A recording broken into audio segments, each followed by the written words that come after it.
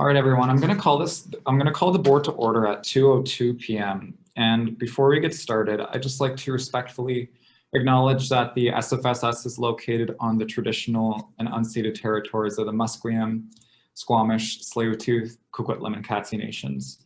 Unceded means that these lands have never been handed over, sold, or given up by these nations, and that we're all currently situated on occupied territories. I want to recognize that I'm calling in to you today from these lands, but recognizing that most of us are calling in from home and not necessarily from Burnaby Mountain, it's critical that we're all taking time out of our days to recognize and do research on the lands and of the folks whose lands we are occupying right now, and really recognizing that and honoring that as we engage in the work that we do, either as the student leaders within the Student Society or elsewhere in our everyday lives. And so with that, I want to begin our meeting today with a roll call of attendance. And I'll call on everyone by their position, and if you can please share your name, pronouns, and access needs, that would be fantastic. And you can communicate access needs to the board either publicly as I call on you, or to me privately via a direct message, and I'll try and catch that as best as I can. So we'll start off today with our president. Oh, hi everyone. My name is Asab. My pronouns are she, her, hers. All my access needs are met. Thank you. Thank you. Asab will VP External Relations. Hello everyone, my name is Samad Raza, pronouns are he, him, his, and accessibility needs are met. Thank you. VP Finance. Hi, my name is Corbett, pronouns are he, him, his, and all my access needs are met. Thank you. VP Student Services. Okay, that makes sense to go, Matt. Pronouns he, him, his, my accessibility needs are met. VP Student Life. Hi everyone, I'm Jennifer, she, her pronouns. For access needs, I might have the hiccups today. VP University Relations. Hi everyone, my name is Gabe Leosis. My pronouns are he, him, his, and my access needs are met. At-large representative. I think that's Balkis first. Okay, hi, my name is Balkis. I go by she, her, hers. My access needs are met. Thank you. At-large 2. Hi, my name is Poon. Pronouns he, him, his. Access needs are met. Faculty of Applied Sciences representative. Harry is not present. Faculty of Arts and Social Sciences representative. Hey everyone, I'm Sude, pronouns she or hers, and my access needs are met. I'm just trying to fix my camera. Thanks. Faculty of Business representing his regrets. Faculty of Communications, Art and Technology. Hi, Heather, pronouns are he, him, his, and access needs have been met. Faculty of Education representative. Hi, my name is Emily. My pronouns are she, her, hers, and all my access needs are met. Faculty of Environment rep. Hey everyone, my name is Anuki, pronouns she, hers for access needs. I'm going to turn my camera on in a bit, but for now, not yet. And that's all. Faculty of Health Sciences rep. Hi everyone, my name is Nafoli. My pronouns are she, her, hers, and my access needs are met. I just have to leave at 3:30 today. Faculty of Science rep. Hey everyone, my name is Wei Chen. My pronouns are he, his, and my access needs are currently met. Moving on to the society staff. Operations organizer. Don't think Aisha is present currently. Administrative assistant. Hi, my name's Christina. My pronouns are she, her, hers, and all my access needs are met. And we have Jamie here from the Peak. Would you like to do name, pronouns, access needs? Hi everyone, yeah, I'm Jamie. My pronouns are she, her, hers, and my access needs are met. Thank you. We have our comms coordinator as well. Hi everyone, it's Cindy, pronouns she, her, hers, and my access needs are met. And our council liaison. Hi everyone, my name is Ryan. My pronouns are he, him, his. All my needs are met. Have I missed anyone on the roll call of attendance? All right. Out on campus. Hello. Hi, Ashley. Sorry, go ahead. No worries. My name's Ashley. My pronouns are he, him, his. For access needs, I'm just going to keep my camera off, and I do need to leave pretty promptly at 3:30. 3:30. Okay, thank you, Ashley. Anyone else? Just so I don't miss you. Okay, seeing none, we'll move on to item number 4 on the agenda, which is the consent agenda. And I'm gonna, I'll read the motion now, which is be it resolved to adopt the consent agenda by unanimous consent. And at this time, I'll ask if there are any objections to any of the motions on the consent agenda.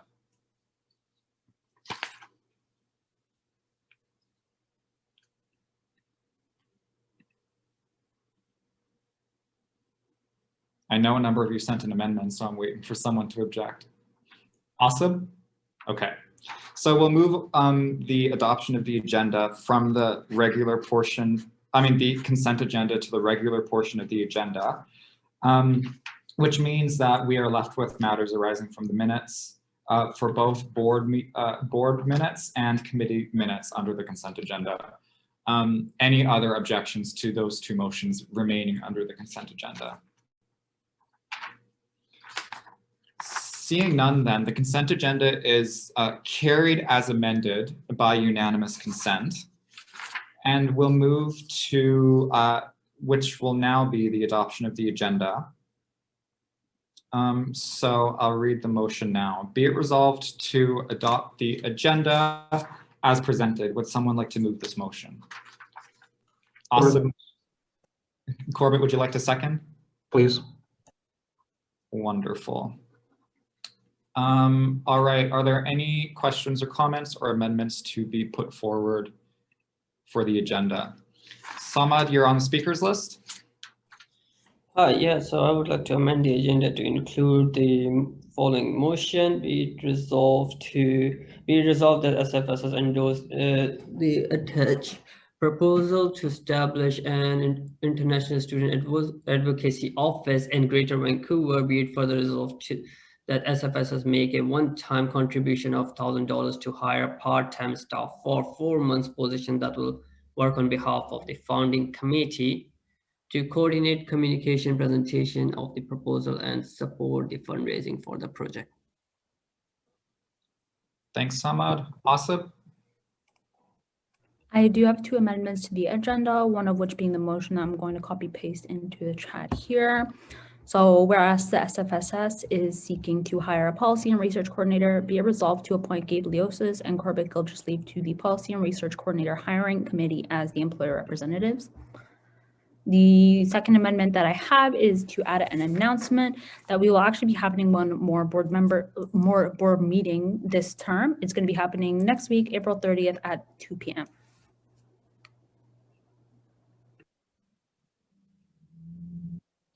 Thanks, Asif. Corbett?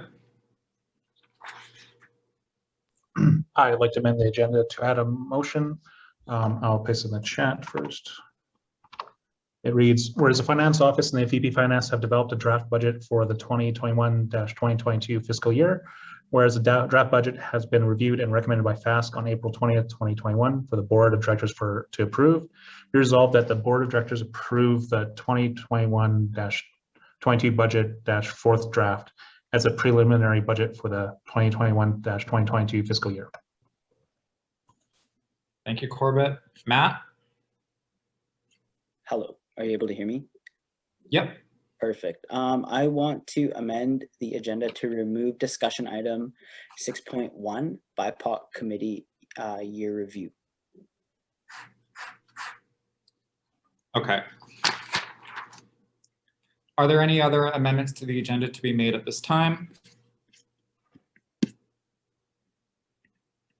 Oh, that's a good point, Emily. Thanks for reminding me. I will add a motion to the agenda to ratify regrets from Maytab Gill. So that motion will go immediately following, where is it? The adoption of the agenda. So we'll make a section under the adoption of the agenda for regrets and a motion under that to ratify regrets for Maytab. Any other amendments at this time? All right, seeing none, I'll move that batch of amendments to be made to the agenda. Would someone like to second? Asif seconds. All those in favor of amending the agenda, seeking unanimous consent on this motion, please unmute your mic if you would like to dissent or abstain. And I am assuming, Samad, you're not dissenting? No, I left your mic unmute. Okay, no worries. In that case, the motion is carried unanimously. And we'll move back to the main motion, which at this time now reads, be it resolved to adopt the agenda as amended. Any other amendments to be made at this time before we put the main motion to a vote?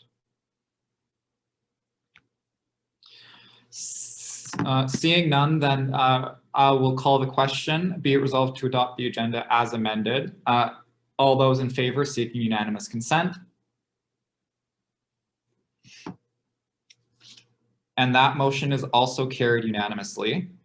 Thank you, everyone. We'll now move into the ratification of regrets, and the motion reads, be it resolved to ratify regrets from Maytab Gill. May I have, is there a mover for the motion? Asif moves. Is there a seconder? Corbett seconds. Corbett seconds. Asif, I bet you are enjoying this so much. Any discussion on the regrets for Maytab? Asif, you were saying this was because of an exam. All right. It's an exam during this time period. That makes sense. Any questions or comments? Seeing none, I'll put the question to a vote. All those in favor? The motion carries unanimously. And so we'll move to into new business. And the first motion under new business is 5.1, Council Administrative Policies, Repeal and Replace. So I'll read the motion now. Whereas on May 1st, 2021, the SFSS bylaw changes approved at the October 2020 annual general meeting will be taking effect. Whereas the SFSS has adopted various policy documents that must be consistent with the bylaws. Whereas the Transition Steering Committee Governance Working Group has conducted a review of all society policies in order to ensure they are consistent with the new bylaws. Be it resolved that the Board of Directors repeal the current board policies, accessibility policies, and all other admin policies, including communications policies, corporate record and information policies, finance policies, investment policies, IT policies, member services and groups policies, office administration policies, orientation and retention policies, personnel policies, privacy and information management policies, property management policies, and retail services policies.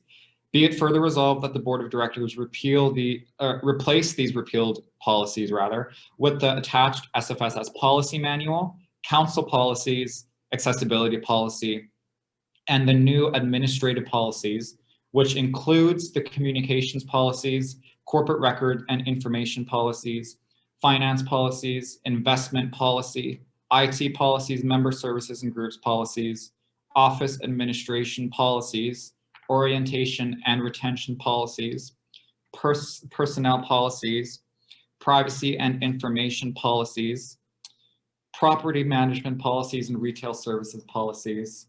Be it further resolved that these changes take effect on May 1st, 2021. I will move this motion.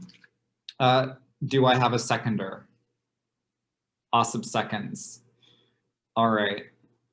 I can speak to this motion, and it is a pretty big sweeping motion. So I'll take a moment to explain what is happening here. Now, because we are adopting a new system of governance starting May 1st, and it is drastically different from the one that we currently employ.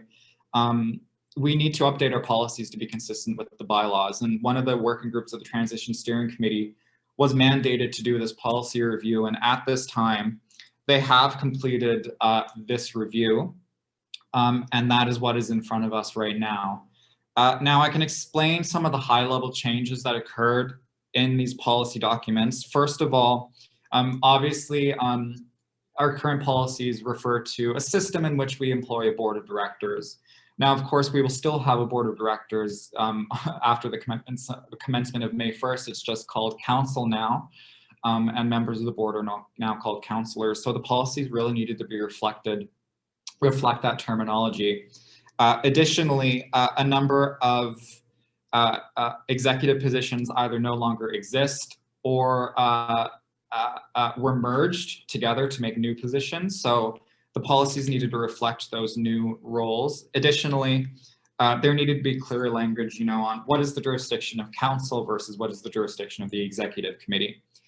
And there were a number of various other changes too that I was happy to have some good discussions with, with the council chair and the council vice chair, Zaid and Helen, specifically as it related to the topics of accountability when it comes to semi-monthly work reports, semester reports, exit reports, the new council oversight committee and what kind of powers it has. Yeah, so when it comes to the administrative policies, which collectively refers to about 15 or 16 policy docs, the main high-level changes essentially included updating the terminology just to make sure that council is the main body referenced in our policies, not the board of directors. So I have been, over the last week, setting up individual calls with board members to kind of go over these high-level changes and ensure that, before we brought this to the board today, that everyone was kind of aware of the changes that were taking place here. And at this time, I'd like to ask board members if there are any questions or comments as it relates to the motion on the table.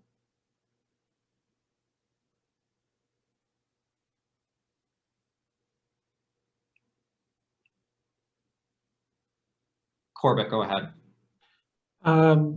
Not really anything to the motion, just wanted to thank everyone that put in a lot of time to go through and correct these things, for Gabe and others that worked heavily on changing and drafting these policies.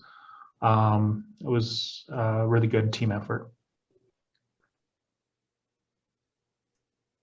Yeah, thank you, Corbett. Any other questions or comments? Go ahead, Balkis.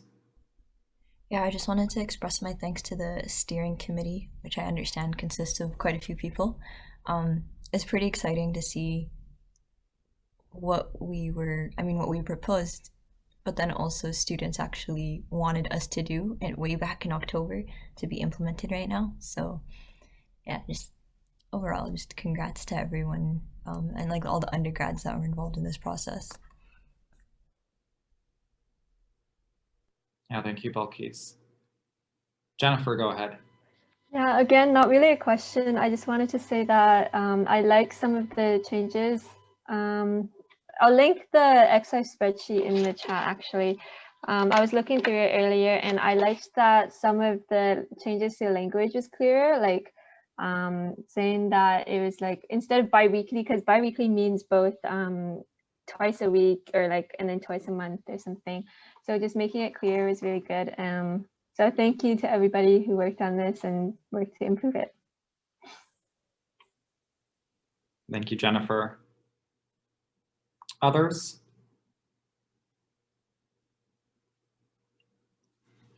Yeah, I would just like to express the same. It's very exciting to see that we're so close to adopting this new system that I know there is a lot of support for and a lot of excitement that we're moving toward a more democratic and inclusive system of governance here within the SFSS. I'm very thrilled to see the evolution of the SFSS going into the next year and years to come. And these policies really are just a building block to make sure that this new system that we're adopting can thrive and serve efficiently for our members. you wait about 10 more seconds if anyone has any more questions or comments on this motion. But yeah, I'll just say again, this was a big collaborative effort, not only with the Transition Steering Committee, but also members of the Governance Committee who I know have been working hard this week to scan through the policy documents, make sure that they're all, you know, tickety-boo and clean and ready to come to the board for a vote. So I just want to express much thanks to everyone who worked on it, and Matt saying in the chat, amazing work, folks. It is really amazing work. Okay, I'm gonna put the question to a vote, and I really don't want to read the be it resolved clause again. I trust that everyone knows what we're voting on. So I'll put the question to a vote. All those in favor, and based on discussion, I'll be seeking unanimous consent.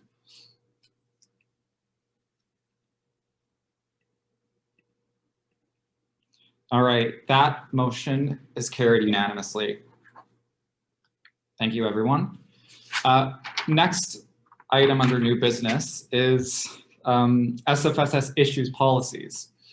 Whereas the SFSS approved a development plan to create more SFSS issues policies on a variety of social, economic, and political issues, whereas it is typical for student unions to employ issues policies to establish stances on certain issues, whereas many board members, in consultation with SFSS board committees and student groups, have created multiple draft issues policies for approval by the board of directors. Be it resolved that the board of directors repeal and replace the SFSS issues policies as attached. Would someone like to move this motion? Matt? Matt moves the motion. Would someone like to second the motion? Balkis. Balkis seconds the motion. I'll speak to this first and then open the floor, but I just want to, as we go into this discussion, really emphasize what a monumental occasion this is for the SFSS to be considering policies of this gravity. You know, SFSS has had a history of causing harm to marginalized communities at SFU, and not recognizing the importance of taking equitable and intersectional approaches to our events, our activities, our governance, our operations. And you know, we, over the course of the year, have approved a couple of issues policies, but really over the last month, we again have come together collaboratively to make some extraordinary, detailed, and again, just monumental steps toward creating issues policies that will really entrench progressive, equitable, and intersectional stances that the SFSS will be mandated to follow going into the years and years to come. And I just, with knowing that, I just want to, you know, thank a couple of folks who worked really hard on this. And I want to call them out by name. And I feel like I'm going to forget one or two people. So please, in the chat, if I've forgotten someone, but, you know, Balkis, Matt, Jennifer, Wei Chun, some of our incoming execs too, Jess Dela Cruz, Marie Haddad, Serena Baines, you know, Corbett, you all put in a lot of work and energy to make these policies become a reality. And this is going to make a huge difference in our organization for years to come. And that cannot be understated. So big, big congratulations to everyone who helped. And I'll open the floor now to discussion if anyone wants to speak to the motion.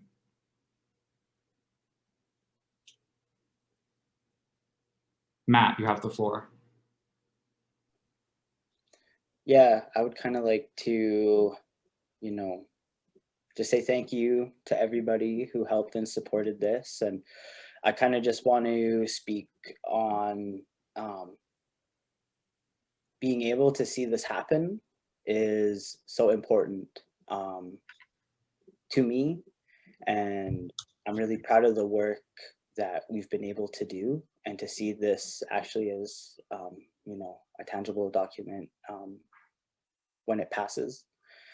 As Gabe mentioned, there was a lot of harm that was caused in the past. And I remember specifically when I was on the First Nations Student Association board 4 years ago, I was told that this couldn't be done. I was told that this wasn't something that we could implement, or something that wouldn't be able to happen. And when I first seen the draft policies that Gabe put, when I seen them in writing, like SFSS issues policy, and I seen Indigenous inclusion and reconciliation, that brought, I don't know, just a lot of emotion to be able to see the wording and the work that I've done, especially, you know, with community from like FNSA and community members that I really trust to like look over the document that this was able to be drafted. This is a collective effort, and you know, I almost like want to cry like looking at it, because this is so like, it's such a foundational piece that, you know, even like with the other issues policies, this is going to help and support students who are more impacted by, you know, systemic issues and barriers that, you know, we face. And when I look at just how it's outlined, and when I'm able to read over it, knowing that this was done in a good way, like I'm not gonna lie, when I sat down and started writing this, I didn't want to miss anything, and I wanted to try to encompass everything. I woke up and I would smudge before I started working on this, because it meant so much to me. Like, people don't realize it, but policies are so crucial. They could really benefit people, or they could really harm people. And we have to make sure that we're keeping that in mind when we're doing our work, especially as leaders in our communities, because the harm that was caused prior to this, I still think about some of those things, especially when I'm doing that work, especially being in this position. It's really reflected. And I hope that with this, there's some changes, some solid changes that are going to be made for, you know, this makes room for not only me, but other Indigenous students that I want to see sit in these positions, because representation and safe spaces are so key to helping us feel included, and that our voices matter, that what we have to say is heard. And seeing this happen today, this has been a long time coming. I'm waiting to see this for about 4 years, and now it's actually happening. And to be able to sit here and vote on this means the world to me. And I'm just happy to do it with an amazing group of people and an amazing amount of support. So thank you. Thank you, Matt. And honestly, thank you for all the work that you put in specifically on the Indigenous policy. It's phenomenal. Asif, you're on the speakers list. Thanks. I did want to kind of like touch on briefly the history of issues policies like within the SFSS. It's something that I don't know how far back it goes, but I know that we have policies, for instance, from like 2003. So for a student society to have policies that kind of outline the stances that we take is quite common, but they were unfortunately repealed in 2016 or 2015. And it's kind of exciting to see them come back, because I think with the repealing and then kind of going into a much more broad, Corbett said 2015 to 2016 year, kind of repealing those issues policies and, you know, having kind of the bare bones policies that we had previously really made it unclear what the SFSS stood for. And I think that was also reflected in the student body, also not, you know, really seeing the purpose or the usefulness of the SFSS as it kind of moved more towards a business type model than, you know, a student advocacy model. And last year we did put back in our first issues policy, which was with regard to reproductive rights. And that has had tangible impacts on the student body in that, you know, we're able to protect, you know, folks who want to have the choice to make choice with their body when it comes to their reproductive rights, rather than, you know, allowing people to be harmed by, you know, rhetoric and conversations and honestly sometimes very violent imagery about, you know, reproductive rights and, you know, the pro-life versus pro-choice conversation that's going on. I'm really excited to see all these new policies come in as well, and wanted to also say thank you to the folks who are working on them. and kind of just acknowledge that this is, sorry, anti-choice. I did kind of just want to acknowledge that this is where even students can go to look to understand where the SFSS is coming from on different issues, and to come to our board meetings and have conversation about these things. And of course, it's a living document, and as we grow and we learn, you know, boards are able to go in and make adjustments, and able to, you know, kind of move with the times and you know, help out our students, because being a university student is a very unique and very, very difficult experience. It's something that, you know, I think really shapes your life and your experience, and marginalized students and, you know, working class students really do need support from a student society. Otherwise, there's really no point for a student society to exist in the first place. So I hope this is kind of like, you know, a really big first step into being able to be that advocating voice for students. And yeah, Aniki, thank you for the good point with the language regarding anti-choice and pro-life, because pro-life is not pro-life. It's literally just anti-choice for folks to be able to make decisions about their own bodies. Thank you, Asib. Wei-Chun, you have the floor. Thank you. Yeah, just to bring it to Asib's point as well, we have some issues policy in the past. Even like a current campaign I'm working on with common room spaces, we used to have an issue policy regarding student, like Departmental student union common room spaces. But those are repealed and not there anymore. So I hope, you know, the future board we continue to work on additional policies that protect students to have the right on space on campus and such. But yeah, just want a huge thank to everyone who worked on the current policies that we'll be voting on today, and especially policies that are really important that are really there to protect marginalized students and communities.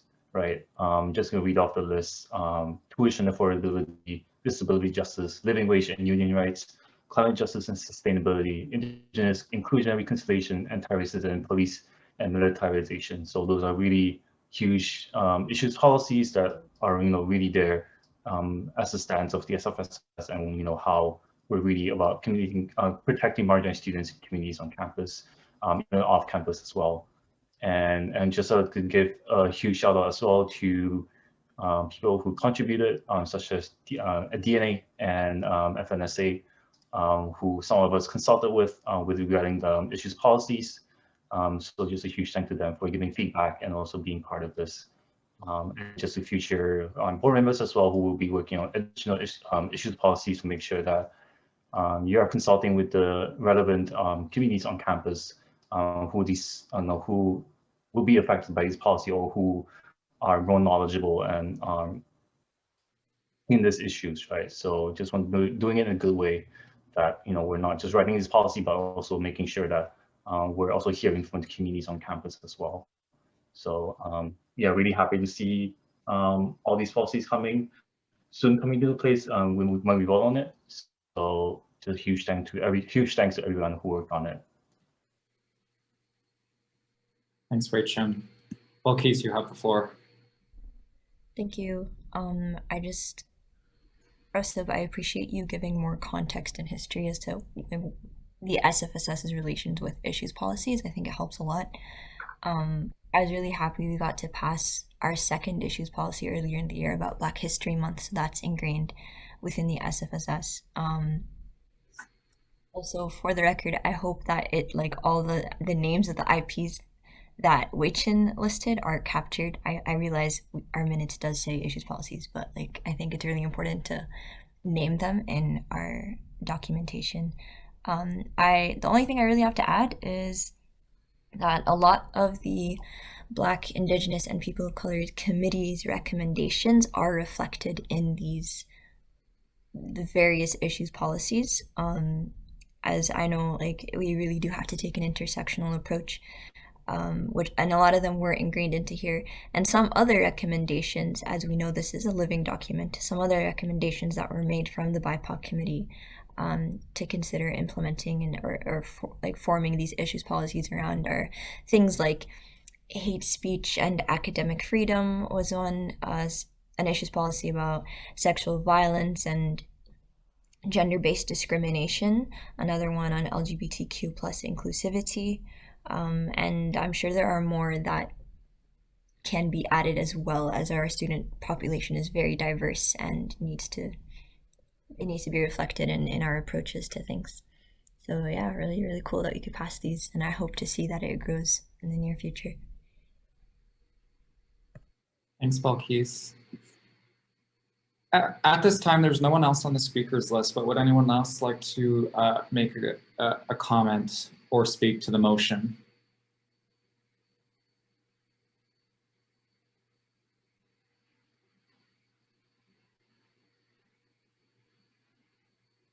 Okay. Well, thank you everyone for speaking to the motion.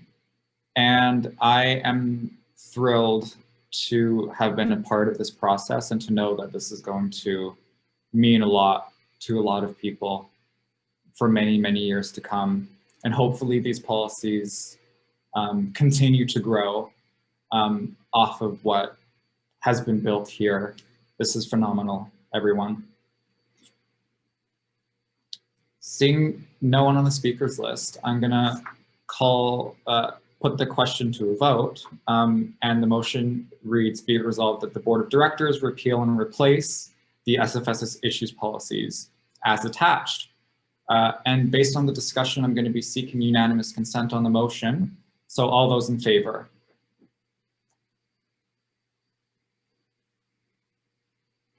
All right, and that motion is carried unanimously.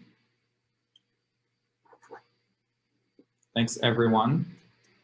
And now we're on to our next motion, which is 5.3, SFSS COVID-19 emergency funds.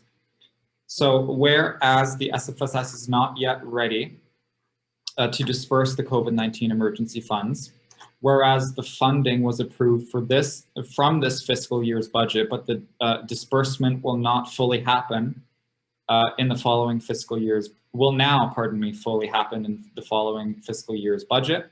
Whereas creating an internally restricted fund allows the Society to designate specific funds for future spending. Be it resolved that the board create an internally restricted fund within the general fund called COVID-19 emergency funding. And be it further resolved that the board approve contributing $400,000 from the 2020-2021 operational surplus to the internally restricted fund. Do I have a mover? Corbett moves. Corbett moves the motion. Is there a seconder? Osip seconds. Corbett, you have the floor as the mover of the motion.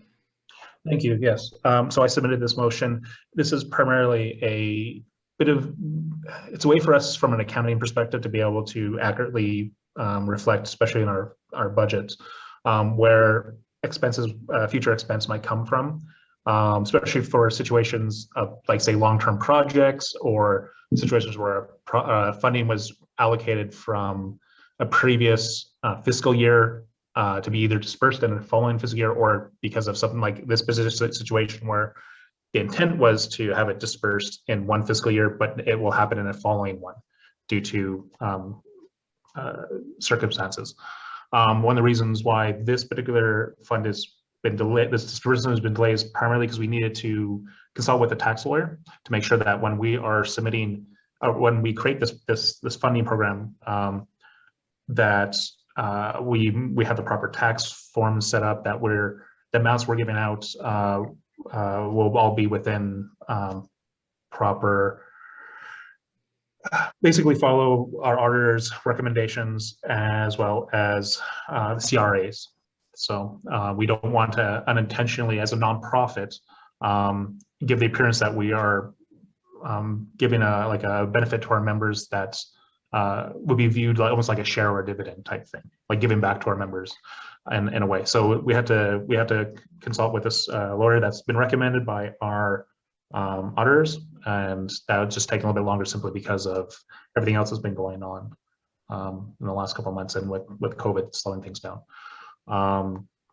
So I've got that contact, and I'll be reaching out to them after this meeting to get that started. And we've already had some initial chats that'll be more available in early May, so we can get this up and running more quickly. Yeah, and that's really all this is. It's, like I said, it's primarily an accounting thing to allow us to be able to transfer funds over. And this, in the future, this will be this process could be done, repeatedly, for us to put some additional, like say, larger scale funding into either longer term projects, and I think it'll make it easier for the student side to effectively use its funding more easily, especially the surplus funding, from one year to another, because when we see our budget and we see something like, hey, a whole bunch of extra spending happens, it gives the appearance that we're going in deficit, when the reality is a lot of times that money is coming from surplus or other areas, and it can be, to the average student, it makes it look like the board is being irresponsible with its use of the student funds and fees, and it's not really the case. It's just, yeah. So I think this will be actually, this practice going forward will be actually very helpful for the student society and for students going forward, and be more transparent and effective. Thank you. Thank you, Corbett. This makes sense to me. Is there any questions or comments from the board?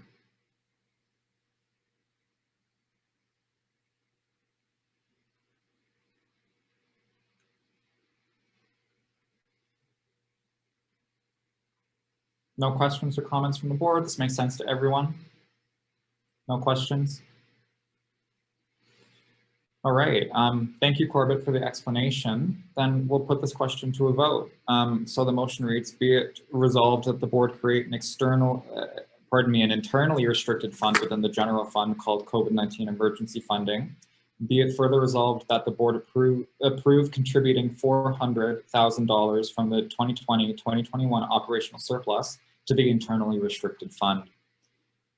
All those in favor, based on the discussion, I'll be seeking unanimous consent.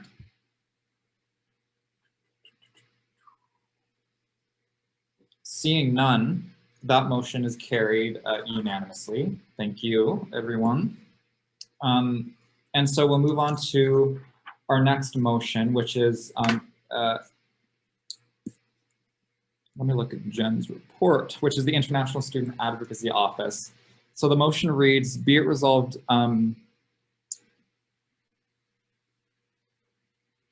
whereas international students face several challenges such as immigration, higher tuition, and higher medical fees. These issues create barriers for students who are trying to pursue higher education in Canada.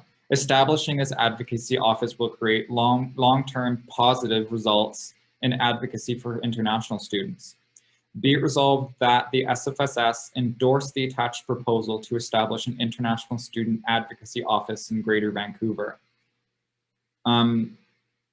Be it further resolved that the SFSS make a one-time contribution of $1,000 to hire part-time staff for a 4-month position that will work on behalf of the founding committee to coordinate communication, presentations of the proposal, and support the fundraising for the project. Do I have a mover for the motion? I move. Samad moves. Is there a seconder? Wei-Chen seconds. Wei-Chen seconds. Thank you, Wei-Chen. Samad, you have the floor as the mover of the motion. Thank you. So for last several months, we have been working with GSS and other student organizations who are interested in establishing a permanent international student advocacy office in Greater Vancouver. The purpose of this office is to provide individual and collective support to international students, such as advocating for 2% cap, reduction or elimination of MSP, and other immigration issues that international students face on federal level, and also provide them with the individual support on their status in Canada and their questions related to the immigration while they're pursuing their degree in Canada. This project was initially started by Raheel from GSS, who was the former director, she is the former director at GSS. And this project will be in collaboration with the Migrant Student Union, and also GSS from UBC and Capilano and Douglas have also showed interest in collaborating with the project. So in May, late May, we will be proposing hiring of a staff. That's what it's SFS is not hiring the staff, as we are allocating chipping in basically to hire a staff member on behalf of this new international advocacy office. We will act as a founding member. We will have a seat at the table and a voice there too, representing our students. Right now, we are not really chipping in on any kind of financial basis, which is stated in the detailed proposal that I sent in. That will come in late May or June, probably. So if you guys have any questions right now, please let me know. Also, do you have the floor? Yeah, I just wanted to add, Matt and I believe it was just the two of us, were able to attend a meeting recently that kind of went into the proposal. And I just wanted to give my really strong recommendation for this, because at this point in time, to have kind of an independent office that the SFSS could contribute to, that is not necessarily regarding just internal advocacy for student advocacy, because I know we do already have a student advocate office. This is completely separate, because this is where international students who are having issues are able to go to, and we would be able to contribute to, how that's set up and, just be a part of that entire process. And it's something that, the founding group is looking at all student societies to work within. So I just wanted to say that I think this is a really awesome project, and I think that I will definitely be voting in favor. Wei Chen? Yeah, I want to speak in support as well for the SFSS to financially support an initiative like this, because it is really important. Currently, international students don't really have a lot of avenue to go to for support. Obviously, the SFSS do its best to support international students as well, but of course, we have a lot of issues to deal with, and we don't have a specific position or that deals with international student advocacy. Currently, SFU, there's the I forgot what's the correct name for it, but it's the international office at SFU that's run by SFU, and then also the international student advocate student constituency groups starting back up again, but those are the only avenue where international students can go to for advocacy. But they'll have an office or a center where it's staffed and have the proper support and financial support enough to support international students on various issues. So I'm really in support of initiatives like this and establishing an actual physical office as well, where not just international students from SFU, but international students from other schools can go to us all for advocacy. So yeah, I'm going to be voting in support of this initiative. So thank you, Wei Chen. I see some support from Sude in the chat.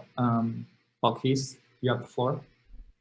Yeah, I'm also in support of this, as we've seen some of the amazing outcomes that international students working together and being on the front lines of this advocacy has. We've seen the success of their advocacy with some recent wins, I believe, even from the work of Migrant Students United, which I know the SFSS and GSS have also supported. So yeah, I'm in favor of this for sure. We need a cross-student union advocacy hub, if that makes sense. And I think this is one step towards that. Thank you. There's no one else on the speakers list, but would anyone else like to make a comment or speak to the motion?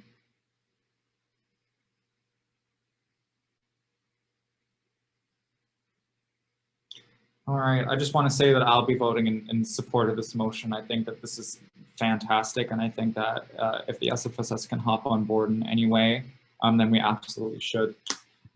So thank you, Samad, for bringing this forward and for the work that other board members too have been putting into bringing this proposal forward.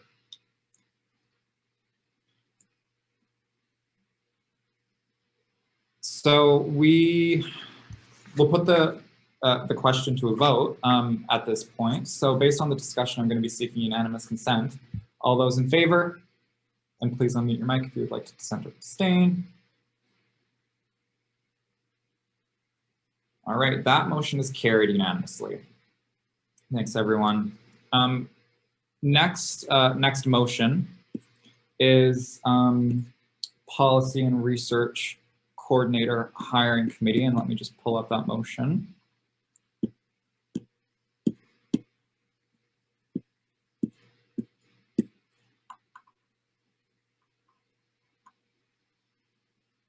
Oh, there it is. Okay.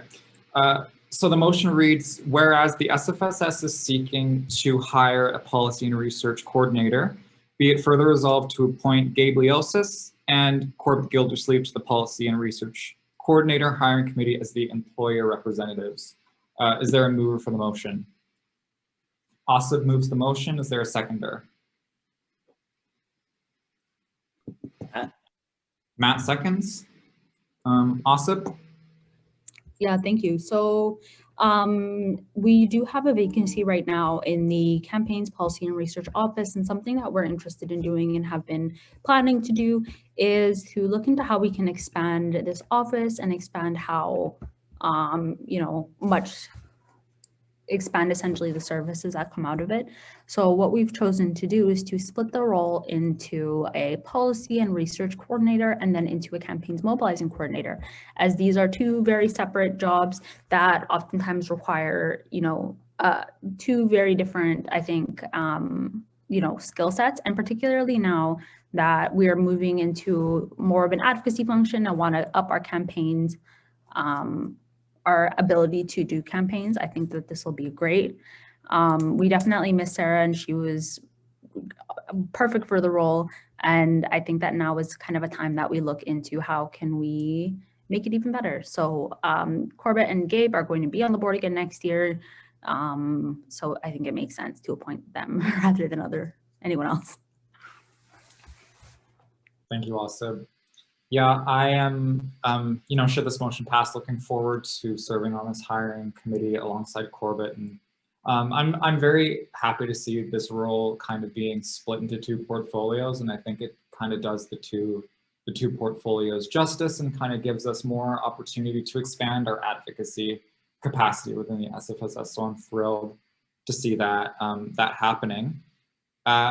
And in terms of the campaigns mobilizing coordinator, I think appointments to those hiring committees will likely take place after May 1st. And at that time, we'll see, which of the new executives is looking to sit on that hiring committee as employer representatives. Any questions or comments on the motion?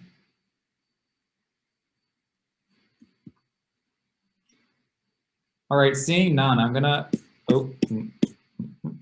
Ashley, go ahead. Yeah, thank you. Not so much on the motion about appointing the hiring committee, just out of curiosity, do you already have the job description for that policy and research piece? Or Awesome.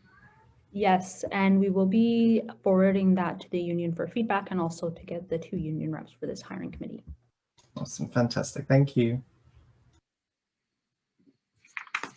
Thank you, Ashley. So the motion reads, be it resolved to appoint Gabe Leosis and Corbett Gildersleeve to the Policy and Research Coordinator Hiring Committee as the employer representatives. All those in favor, and based on the discussion, I'll be seeking unanimous consent. Seeing no objection, the motion is carried unanimously. And we have one more motion under new business, but at this time, I'm actually going to call a 10-minute recess for the board. So go ahead, go to the bathroom, get some coffee, and we'll come back at 3:06.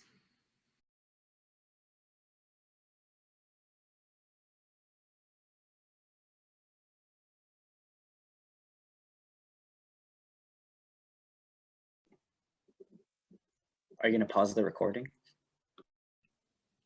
All right, so I'm going to reconvene the board. It's 3:06. We're still on new business. And our next item on the agenda is the, let me pull up, Jen, your report really helps. The adoption of the budget for 2021-2022.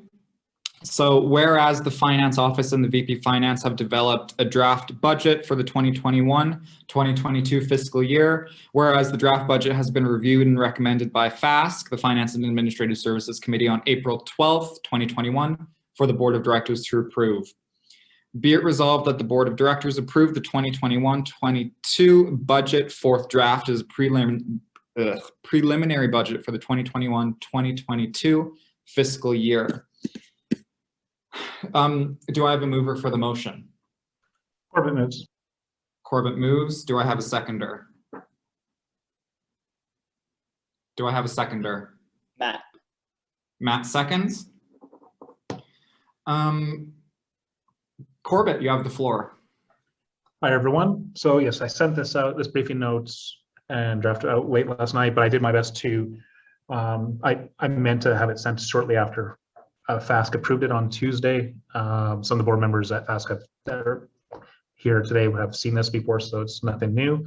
But I did my best to go into detail on the briefing note onto some of the core changes, the new departments, revenue, expenses, that kind of stuff.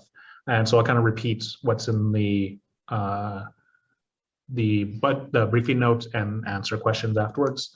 But for the most part, this is coming in quite a bit late than we'd like. Last year also came in late, but that was probably because of the sudden change with the pandemic and that impacting potential revenues going forward. This year, it's been a combination of, again, the pandemic having an impact on our revenue projections for the following fiscal year for 21-22. Also, you know, the challenges with the sub, now that we have full occupancy of it, and how that's related to, you know, the funding side of things, sorting out the HR support and the costs that would have in the past would have really impacted our general fund, our main operating fund options. But now, thanks to working with our lawyer and our auditor and our staff, we've been able to sort out that specific types of roles in the future, like a building coordinator or building people that are designed there for supporting the operations of the building, the maintenance of the building and stuff, can be paid through Build SFU, just like heat and power and water and that stuff. And that makes a significant difference on that allows us to use the general operating fund more towards our programming and services and other things, and the HR staff that support all that. The other core part was sorry, one second, I'm just going to bring this up.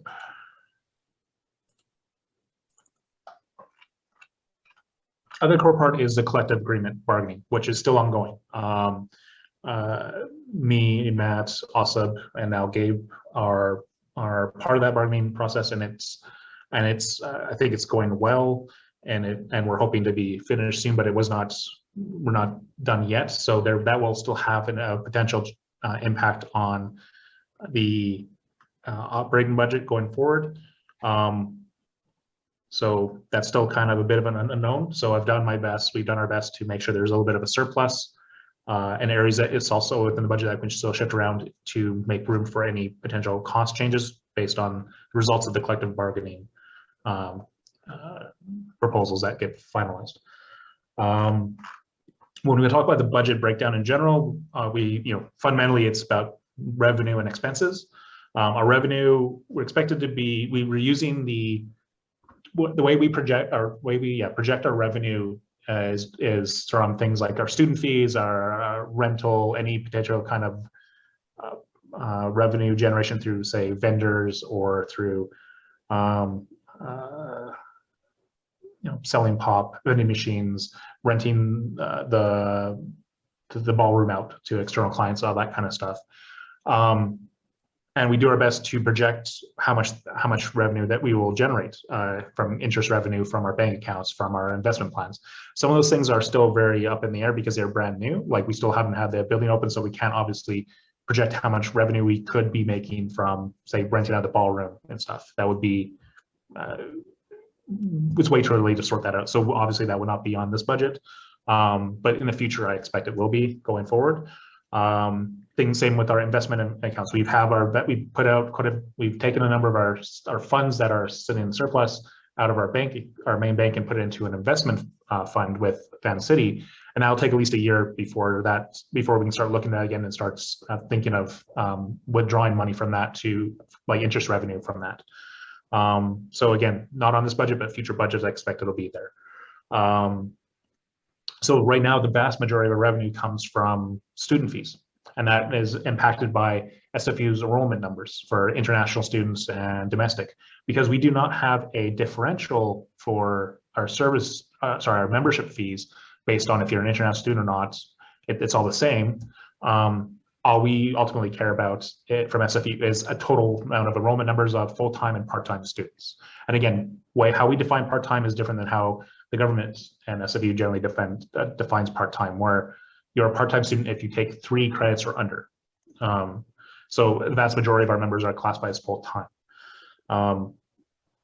So because of that, we're projecting around just a little bit over $3 million, almost $3.2 million in revenue coming in this year. Expenses, because of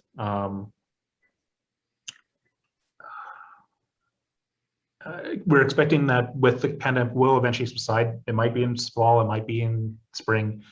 Well, we'll see how that goes. But we still plan as if we were going to go back to normal relatively soon. And so because of that, we've kind of, I'm not going to say over budgeted, but just been trying to think of more, let's say, where if we ended up being busier than expected, so that we'd be able to financially afford these changes. But we've also had a lot of shifting over within the budget from one department to another because of the administrative and governance changes that we have made this year. That started in early summer. So one of the primary examples is the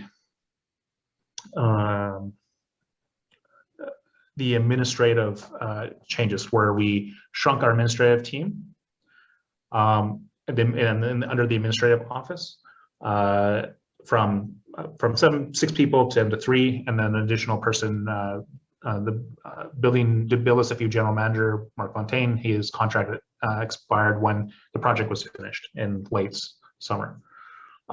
So that will save us, with combined also removing some redundant items between the board and board line items and the administrative office line items, like lawyers and consultants and stuff.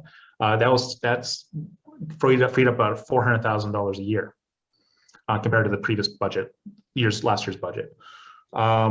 So some of that's been shifted over to new staffing hiring and for student staff support, which are for the new departments being created, which I'll talk about in just a minute, as well as potentially going towards changes with the collective agreement, as well as potentially stipend change from the governance changes, which I'll go into a little bit more detail later. In this budget, we have 3 new departments created. One for a Black Student Support Office, one for Student Advocate Office, and one for a Accessibility Center. And they all have full-time coordinators planned for each position to support those offices. And additionally, the Black Student Support Office and the Accessibility Center have we put aside $10,000 for programming support. Programming initiatives, and it's a very basic line. It's a similar idea to what happens with Out on Campus and Women's Center, where they have quite a bit of some funding that goes to lots of different programs, from giving out supplies, safe sex supplies, menstrual supplies, having speakers come in, having workshops, that kind of thing. So because these offices are brand new, we thought it would be smart to give some base amount of funding, about equivalent almost like $1,000 a month. And see what kind of needs from the membership come through for these offices for future changes to the budget. I have already consulted with SOCA, the Students of Caribbean Descent and African Ancestry, as well as DNA, the Disability and Neurodiversity Alliance, about this additional source of funding for these groups, because those groups will be these offices will be in their space that they've been allocated in the sub, and they will be coordinating on or collaborating on how that office, the services and the supports that office gives. Because the governance, I'll go back to the board and council, as well as the committees. The SFS went through two big governance changes this year. One was removing ourselves from the Carver model, or the policy governance model, into more of a governance administration hybrid model. And where the board took on more of an operational oversight and administrative work, including especially the executives, but a lot of our committees started taking on more work. And we can show that through all the amount of minutes that's been produced this year, meeting minutes. And then the membership further improved by law changes at the October AGM, October 26th AGM, where we completely restructured the future board to be a combination of an executive council, a larger executive council, and the student council to be as called council, where everybody's a counselor. Executives are just, so we'll have non-executive counselors and executive counselors, but everyone's a counselor. This would impact things like stipend costs, and there is a current proposal, as many of you know, that's been sent out about changing the way, because as governance change, to change the way the way the SFS remunerates its council members, related with a base amount for a living wage. We'll have FASC will be making a recommendation on that proposal starting at next Tuesday's meeting, and that will go to the board for vote on the 30th. So just a heads up. But because that particular model costs a bit more, I have already budgeted for that just as a safety net, because if it doesn't pass, like maybe FASC does not recommend it or the board ultimately says no, then we still have that financial amount that can be shrunk down to the current model or something else. So basically it's just over budgeting a little bit just in case. Board council committees, what you'll see also when you look at the Department 20 for board is a lot of the committees are listed there now, or all of them are, and with different funding. And the reason for this is a long time ago, a lot of these specific funding amounts were listed under board services. That never really made a lot of sense to me, because an accessibility committee or a advocacy committee or whatever, it's not really, in my opinion, it's not really a service. There's a lot more to it than just services. It's advocacy. It's core to the board's mission in a lot of cases. So I thought it'd be easier to track it going forward with having specific line items for each committee that's under the board. And why is it under board as opposed to under different departments? Well, again, this is kind of going away from the Carver model where staff and admin covered all operations. Now the board again is going back into doing operations work and oversight. So it makes sense to put that back in under the board board department. However, I have taken a percentage of each committee's previous funding and given it to each coordinator in those departments for their own use, for their own individual programming initiatives that they think would be relevant for their department. So it's not that it's like completely being pulled away.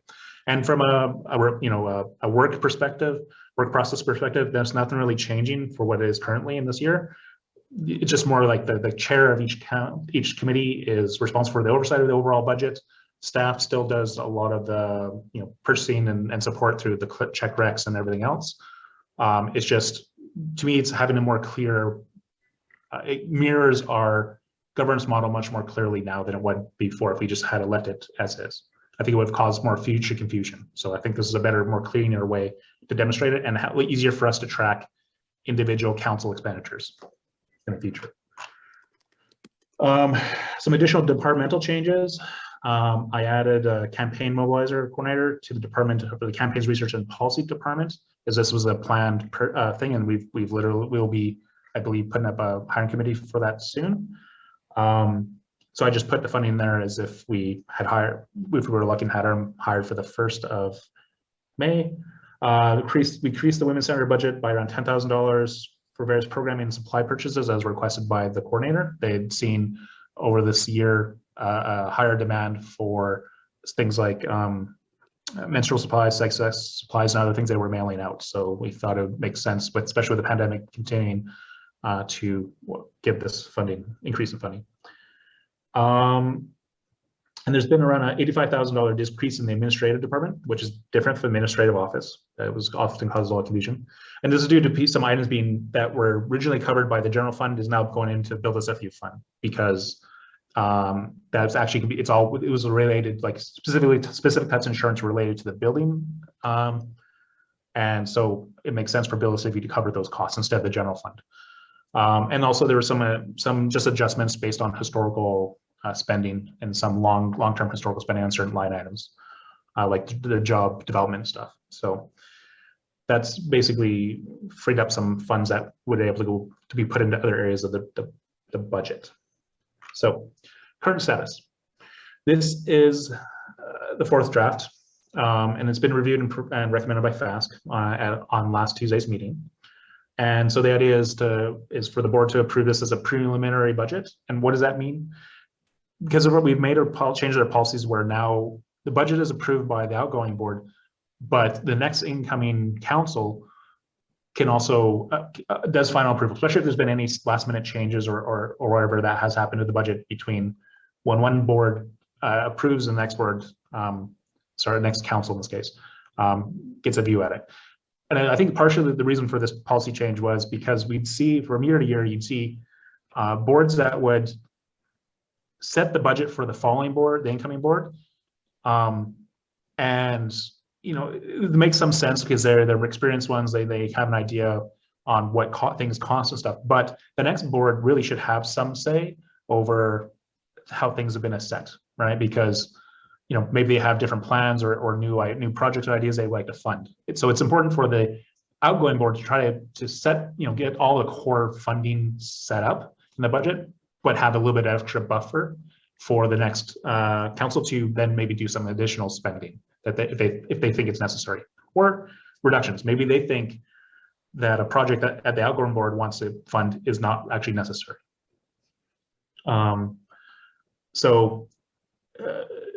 That's why this is classified as a preliminary budget. The final budget would be approved by council in May.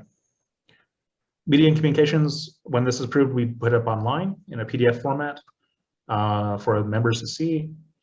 And my recommendations is that you approve this draft budget. And there's a motion that is that I've mirrored, I believe, in my amendment to the agenda. So that's a lot of information. I'm happy to answer any questions, and we can go through parts of the budget if you wish, and I can answer as best I can. Thank you. Thank you, Corbett, for that very in-depth explanation of the preliminary budget. Is there any questions or comments from the board of directors?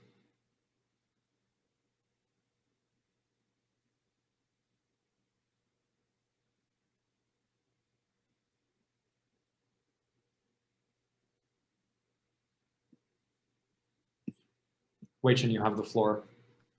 So we'll be voting on to approve this draft, and then would the next board be responsible for voting on the actual budget then, I guess, just to clarify? Yeah, well, in a way, it's kind of like a two-stage thing, because ultimately any board can reallocate from their budgets. Just like we did a number of things this year where we added new line items. We added new spending and funding that when the board asked for, say, when we pass a motion saying something like we'd like to spend, for instance, the West Scholarship.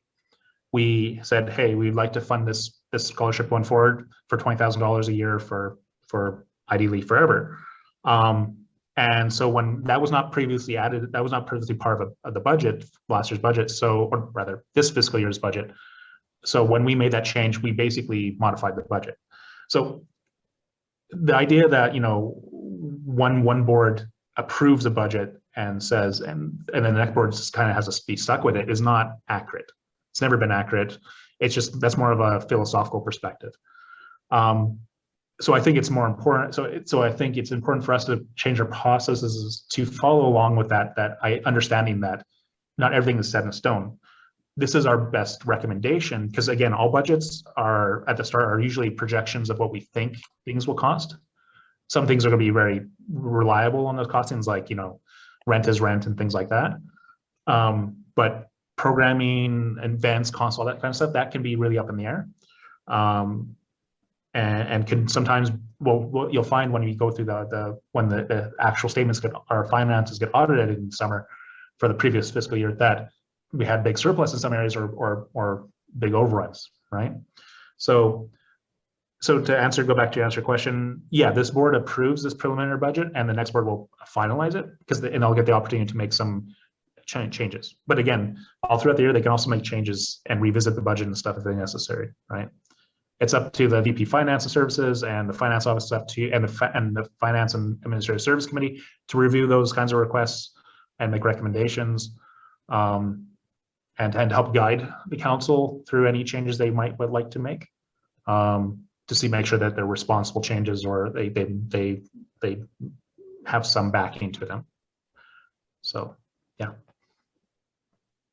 Thank you, Rachel, for the question and Corbett for the answer. Other questions or comments on the budget?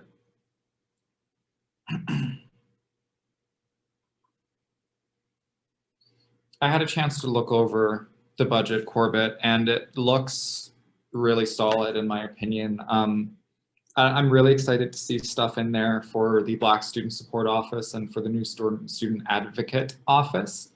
And I'm thrilled that that is now services and advocacy that we're offering. Go ahead, Corby, you have a direct response to that. Yeah, sorry, I just want to add something that I had realized when I was talking, I kind of forgot to talk about when related to the committees and stuff. This is a bit of a wish list, and I'm hoping we can keep it. But what I put in as a line item was committee stipends. And what this is the idea of, for our board committee, or now council committees, they do valuable work. They often do a lot of work. And the board members and the council members, execs and non-execs, receive stipends because they are board. They have the legal liability and the responsibility as board members. But since these committees are also making decisions that ultimately get approved by the board, or sometimes even have delegate authority to things like accessibility committee and others that can do funding, I think it's important that we respect the labor of the students at large on these committees. And so I put aside some money, $35,000 right now, to go towards giving a small honorarium type thing for these students on these boards. It's really 35,000. It sounds like a lot, but when you think about it, we have up to 20 or so committees on record, and maybe 3 or 4 people, or up to 5 people per committee. For say 5 or so students per committee. 1 committee meeting a month per minimum. 35,000 goes pretty quickly, especially if you give about $35 per meeting. So I'm really hoping that we can keep this and get it going forward. And we'll definitely be paying attention to how much this costs and stuff going forward. But I like I said, it's kind of been in our, tied in with our living wage and union membership policies, issue policy, all these other things is that fundamentally, especially this board year, has been very much about pushing for seeing student labor respected, right? And compensated for from SFU, from us. And so we should also take that, we should have that within SFS as well, as best we can, as within our own, budget constraints, because we do collect quite a bit of money, but it's not the same thing as compared to what SFE collects, right? So this is a small token of thank you, and I hope this becomes a standard for us. Yeah, and honestly, the people that do raise the questions, like especially related to this, the living wage proposal, that the feedback, people saying like a lot of our student unions or clubs and stuff, members, the executives, they're put in a lot of work and time. Why aren't they getting compensated? And honestly, if I can find a way to do so, I will. Like, I'll work with the VP Finance and Services to find some way to support that as well, because I was a student union president as well as departmental union president. It was a lot of work too. One of the main reasons why the board, or now council, gets stipends and they don't, is because the additional legal liability and legal responsibility of being a board member, and the extra work, especially from the executive side, that people have to do. So I think it's getting there. I think in maybe a year or two, we'll have a much more comprehensive system in place, but this is a good first step. Thank you, Corbett. Other questions or comments from board members?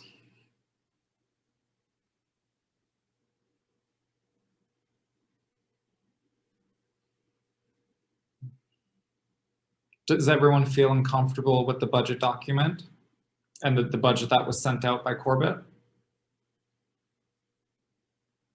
Okay, so I'm seeing discussion has been exhausted, so it looks like we can put the motion to a vote.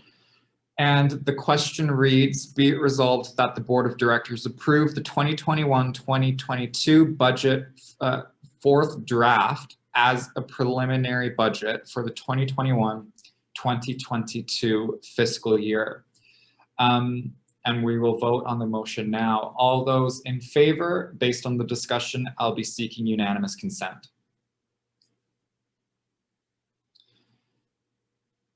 And I'm seeing no opposition from any board members, so that motion is carried unanimously.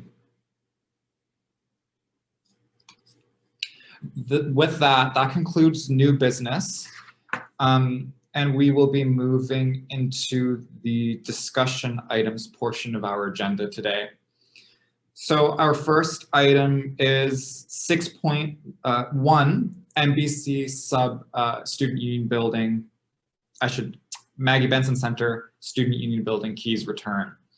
And this is not so much a discussion item rather than a reminder for board members to be prepared to return, board members whose terms are ending on April 30th, to be prepared to return your keys to for both the Maggie Benson Center, if you still have keys to those offices, and if you have keys to the student union building, that those will need to be returned.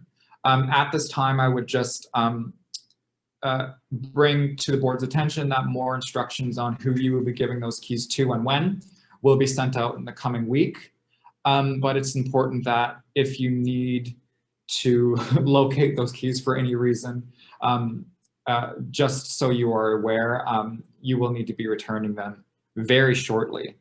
So that is more of a reminder for me. Are there any questions or comments on that?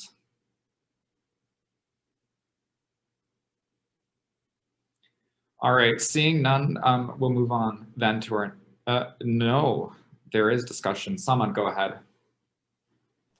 Yeah, sorry, I was trying to type in and my keyboard was not working. In terms of returning keys, can it be like after April, or do we have to do it before the end of April? And I do have a monitor from the office that I also have to return. So should I make a trip before the end of April, or it can be in the start of May as well, depending on my schedule?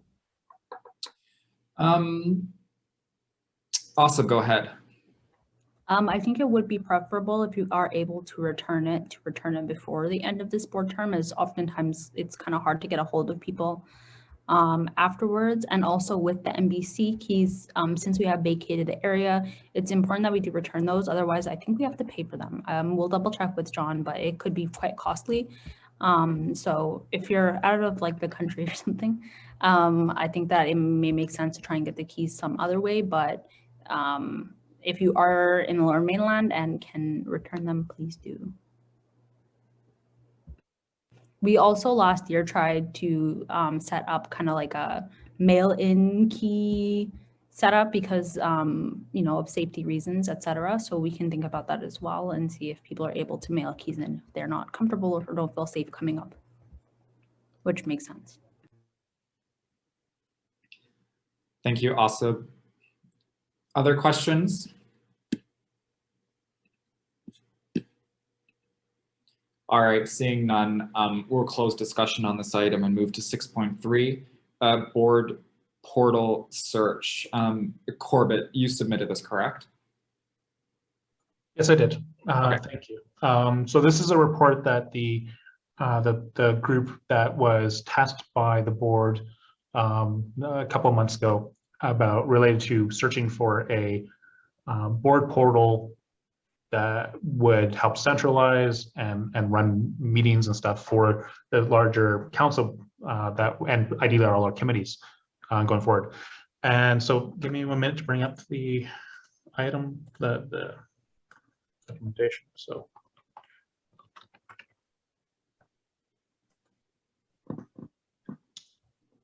thank you, Jennifer. So yes, the team was composed of myself, board organizer Gabriel Goodman, admin assistant Samaya Nasseri, admin assistant Brianna Mao, admin assistant Christine Kakakorova, and admin assistant Joseph On. My apologies, I mistyped some stuff. And counselor Tiffany Leo. So if I'm greatest apologies if I mispronounced your name. So we spent a number of months looking through a number of like compiling a number of different tools that could support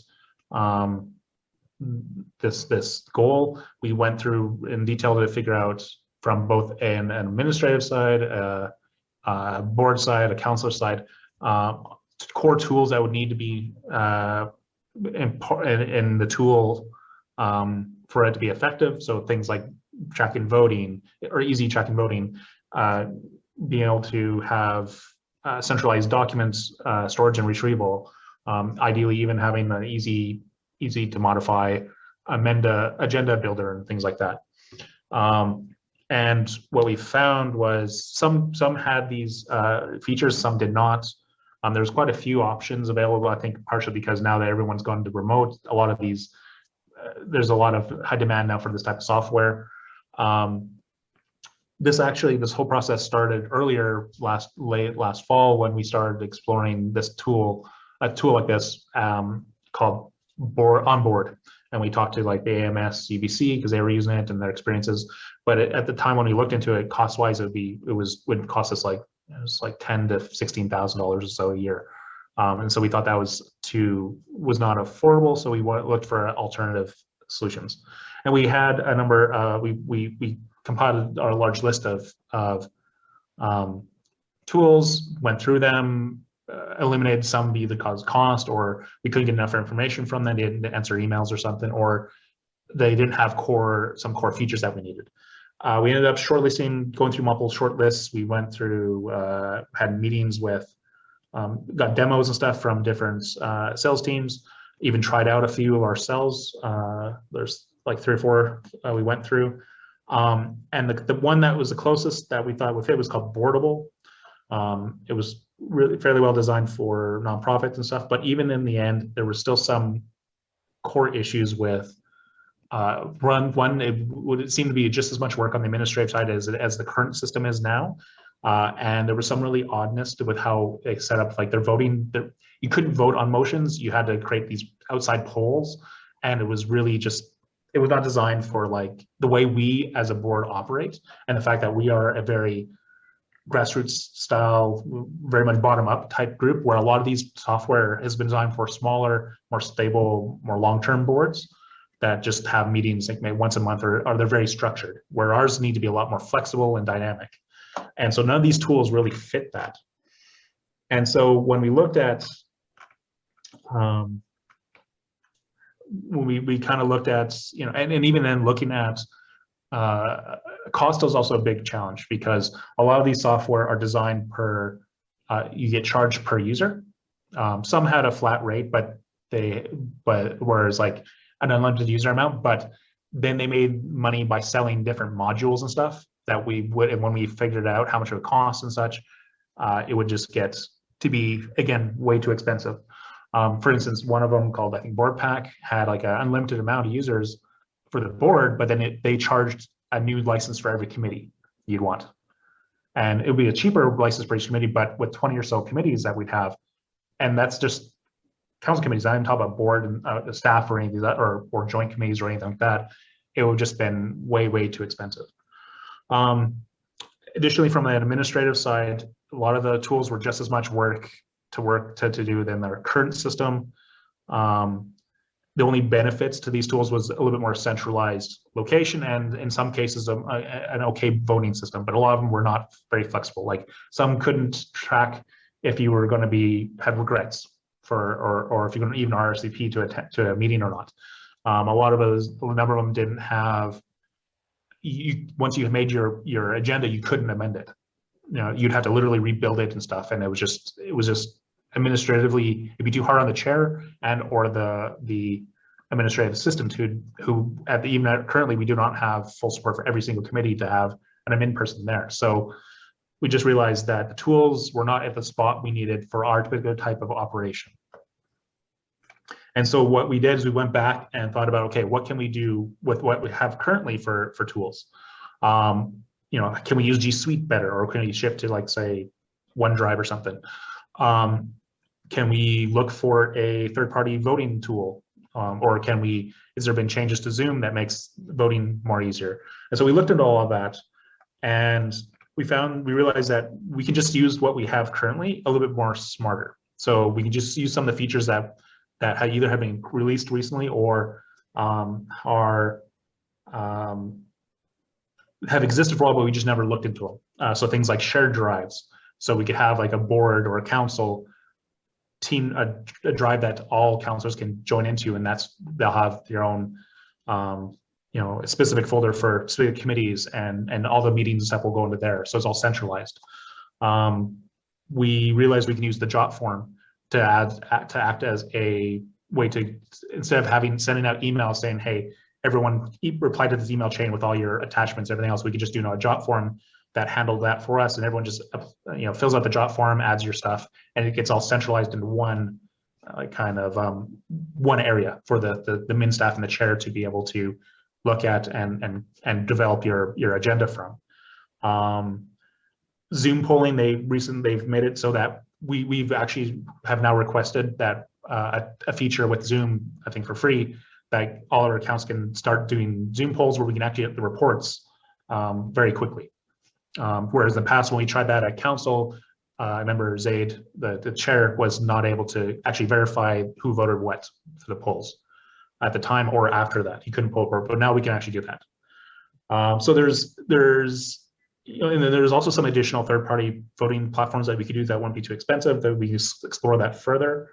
But we realized, we actually kind of already have a lot of the tools that support us, that we know how to use, that staff know how to use, that we already have standard operating procedures on. We wouldn't have to develop any new ones in the time span we have, that we can actually generally support a larger group that's more flexible than just using a third-party software tool.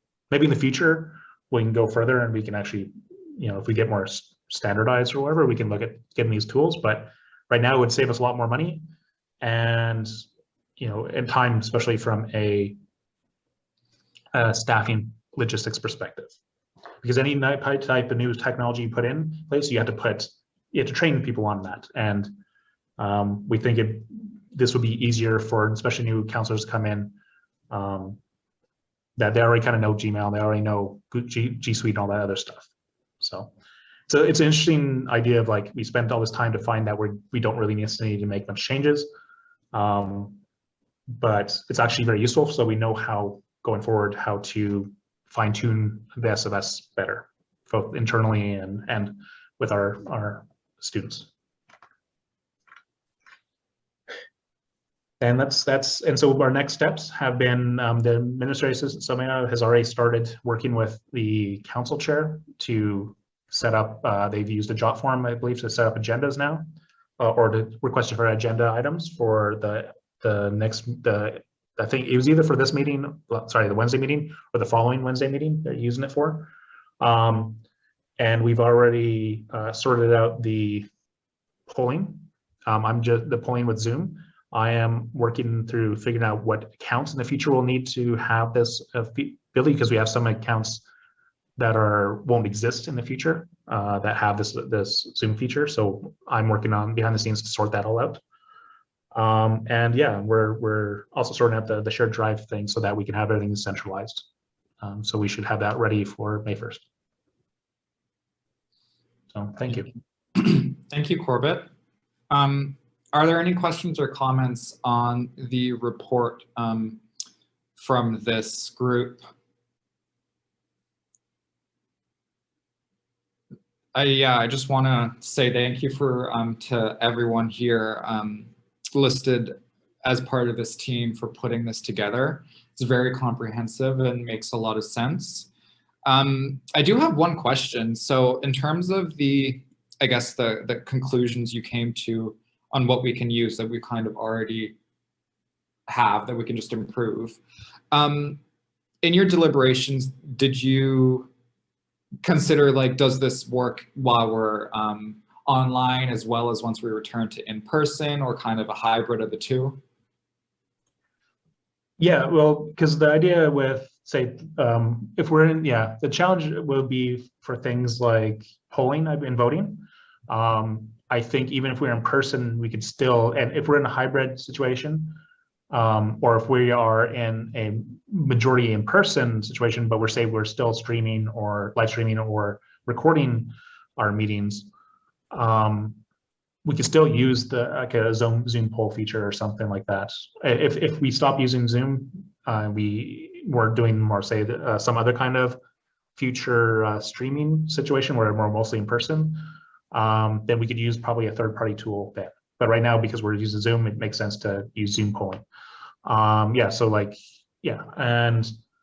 yeah, if we have an online AGM or online town halls or any of these other features, we currently have the tools, I think, to kind of support that. As for stuff like centralizing documents and having a tool that, like the drop form for amending agendas and stuff, that can be done both. That's effective for any meeting planning ahead of time. It's a lot easier for everyone to go to one file folder instead of having to go through chains of emails. So it's really just simplifying that side, and I think that will work for whether it's in person or not. The challenge that we found, especially from an in-person perspective or any type of meeting perspective, was the fact that we as a board and council have often made a lot of amendments to the agenda on the day of or in the lead up to. And the tools just didn't have that flexibility to support that kind of activity. So unless we put some kind of ban on that kind of activity to support the tools, which I think is not very democratic, and it kind of goes against our values and our natural aspect of being more of a bottom-up organization, not a top-down. So. Thank you, Corbett. Questions or comments from board members?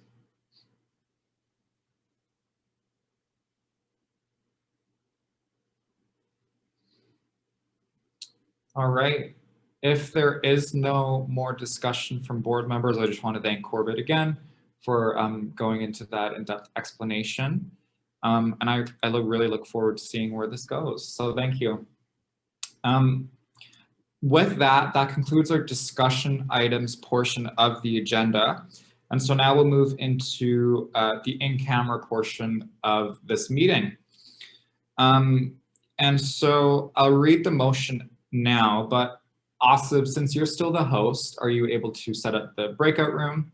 And for folks who aren't board members, you can stay here for the in-camera portion. It's just members of the board will go into it in-camera, or pardon me, a breakout room, and then return back when we go ex-camera.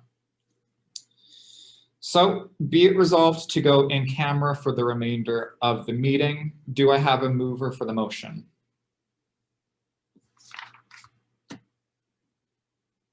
Do I have a mover? Corbett moves. Corbett moves. Is there a seconder? Matt. Suda seconds. I heard Matt first, Matt seconds. All those in favor of going in camera, seeking unanimous consent? All right. Seeing no objection, the motion is carried unanimously, and we'll move in camera. So I'm going to pause the recording, and board members, please join the breakout room. All right. Well, we're we've concluded our in-camera discussion. So now I'm looking at 8.1 on the agenda, which is camera. And the motion reads, be it resolved to go camera. May I have a mover? Matt.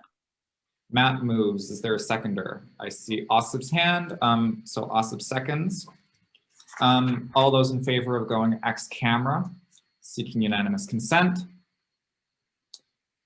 Seeing none, that motion is carried unanimously. Thank you, everyone. And now we move into item number 9 on the agenda, which is guest 30-minute Q&A. So any of our guests here today, I think we have Jamie from Peak. Do you have any questions for the board today? I don't have any. No worries, thank you so much. You know, we also have a few others. I think Marie is our only guest left, unless you have any questions for us, Marie. No, I'm good, thanks. Okay, wonderful. Then we'll move on to announcements. And the announcement is that we have one last board meeting during this term, and that will be on April 30th, 2021 at 2 p.m. So looking forward to seeing you all there. And do you have anything to add to that, Osip? Any information you wanted to share about that meeting? Okay, cool. Just that it will be our obviously last meeting. I know. What a year it's been, everyone. The pandemic board. Okay. In that case, we'll move on to adjournment. So item 11.1, be it resolved to adjourn the meeting at 4:29 p.m. Do I have a mover for the motion? Matt. Matt moves. Is there a seconder?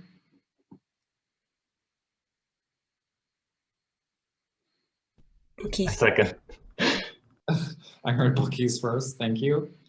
All those in favor, seeking unanimous consent. The meeting is adjourned and the motion is carried unanimously. Thank you, everyone. It was nice seeing you all today, and have a good weekend. Hopefully your exams are going well. I wish you all good luck. And yeah. Bye, everyone. Bye. Also